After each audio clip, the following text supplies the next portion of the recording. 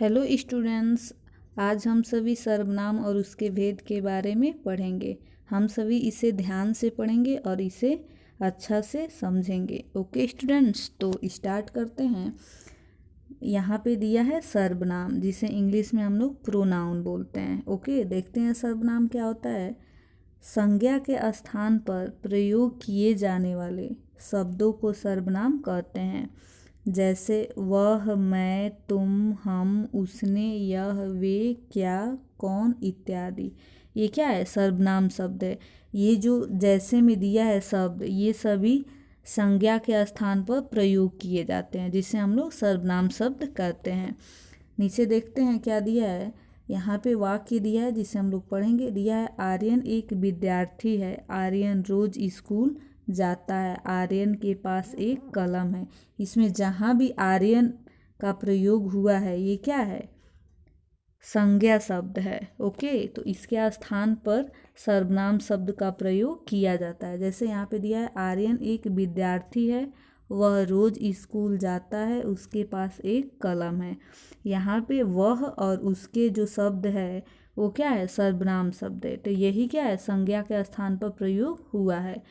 नीचे देखेंगे, दिया है सर्वनाम के 6 भेद होते हैं।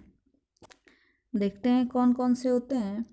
दिया है पहले नंबर में पुरुषवाचक सर्वनाम, दूसरा है निश्चयवाचक सर्वनाम, तीसरा है अनिश्चयवाचक सर्वनाम और चौथा है प्रश्नवाचक सर्वनाम, पांचवा है संबंधवाचक सर्वनाम और छठवा है निजवाचक सर्वनाम। देखते हैं पुरुषवाचक सर्वनाम क्या होता है। पुरुषवाचक सर्वनाम, जो सर्वनाम किसी पुरुष के लिए प्रयोग में आता है उसे पुरुषवाचक सर्वनाम कहते हैं।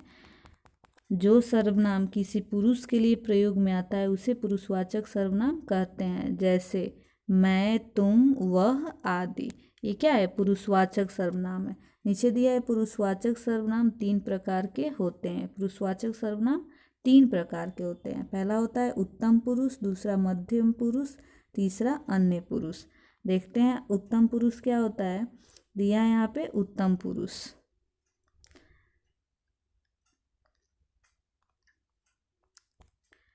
बात कहने वाले को उत्तम पुरुष कहते हैं। जैसे मैं, हम। जैसे हम किसी से बात करते हैं तो हम क्या है? उत्तम पुरुष है। आगे देखेंगे मध्यम पुरुष के बारे में।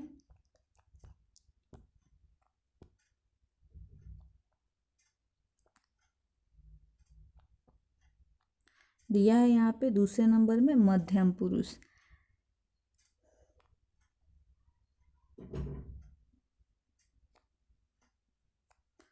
दिया है जिससे बात कही जाए वह मध्यम पुरुष है। जैसे तुम, आप। जैसे हम किसी और से बात कर रहे हैं तो वो क्या है? मध्यम पुरुष है। ओके, तीसरे नंबर में दिया है अन्य पुरुष, जिसके संबंध में बात कही जाए वह अन्य पुरुष है। जैसे वह, वे।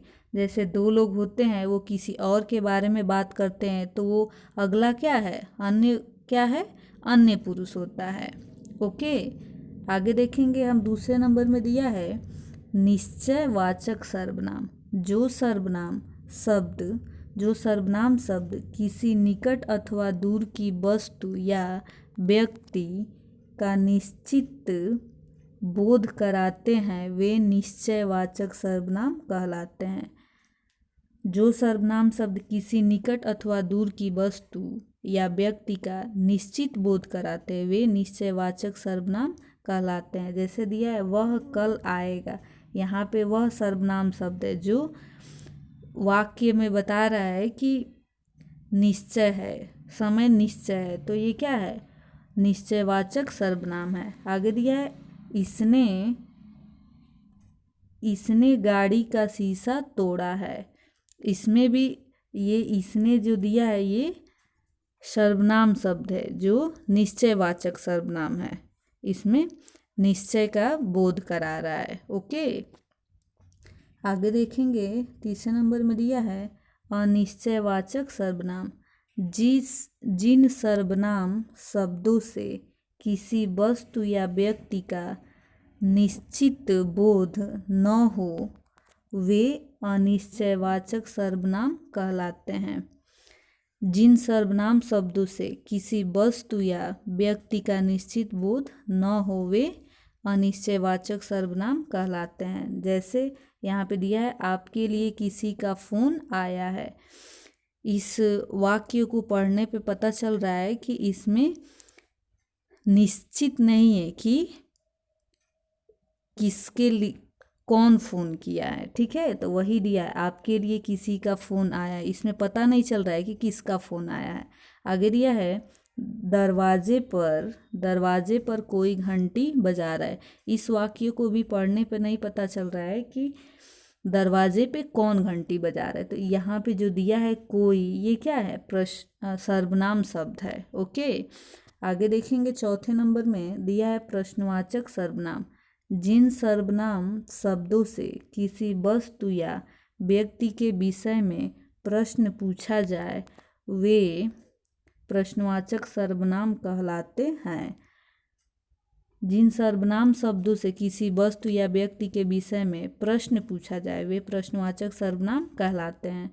जैसे दिया है यहाँ पे, यह कौन है। इसमें प्रश्न पूछा जा रहा है कि यह कौन है। यह क्या है, सर्वनाम शब्द है। आगे दिया है, तुम किसका पत्र पढ़ रहे हो। ये तुम जो शब्द है ये सर्वनाम शब्द है और इससे पता चल रहा है कि ये प्रश्नवाचक सर्वनाम है। ओके, आगे देखेंगे हम 5वें नंबर में संबंधवाचक सर्वनाम के बारे में हम लोग पढ़ेंगे। दिया है यहाँ पे संबंधवाचक सर्वनाम।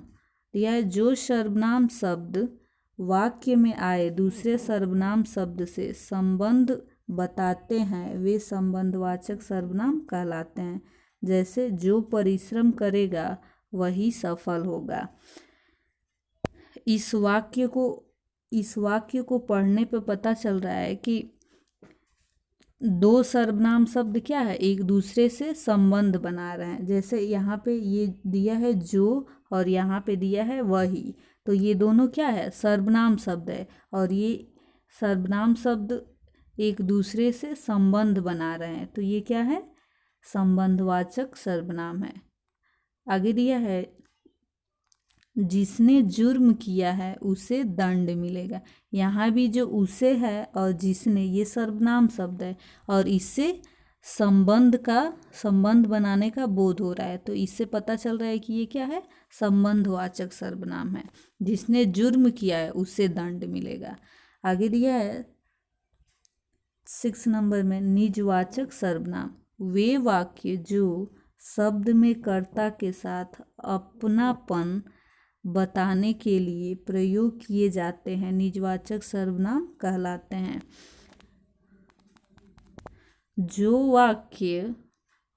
वे वाक्य जो शब्द में कर्ता के साथ अपनापन बताने के लिए प्रयोग किए जाते हैं निजवाचक सर्वनाम कहलाते हैं।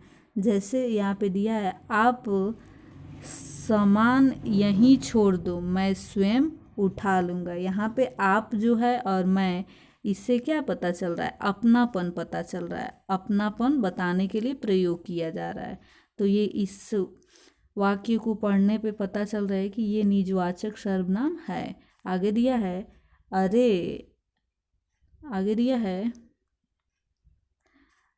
अरे वह तो अपने आप ही आ गया।